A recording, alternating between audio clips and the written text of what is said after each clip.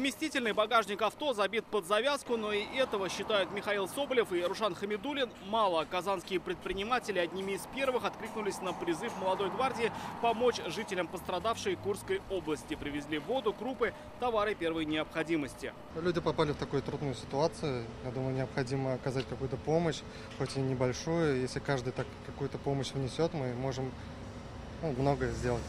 Сбор помощи начался только сегодня утром, но уже к 2 часам дня неравнодушные граждане принесли почти тонну разных вещей. Это и средства личной гигиены, и продукты, и все другое, что сейчас нужно жителям Курска. Каждый день с 9 утра и до 6 вечера помощь принимают в гуманитарном центре Казани на Жуковского, 12. Приходят разные люди разных возрастов, приходят и люди-пенсионеры, которые приносят буквально там 1-2 пачки гречки.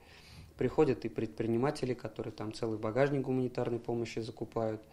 Поэтому здесь каждый помогает, чем может, но именно благодаря неравнодушным людям, которые приходят и приносят вот эту гуманитарную помощь, кто сколько может, набирается вот такое количество.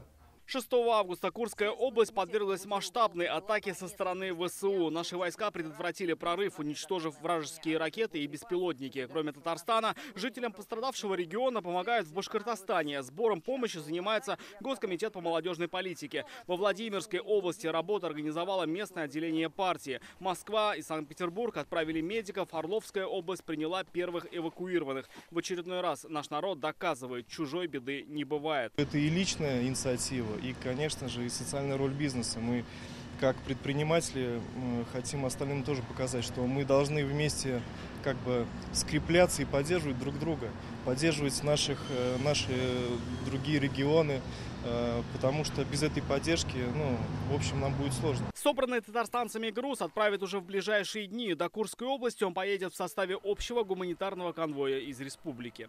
Рамиль Шайдуллин, Данил Филатов, ТНВ, Казань.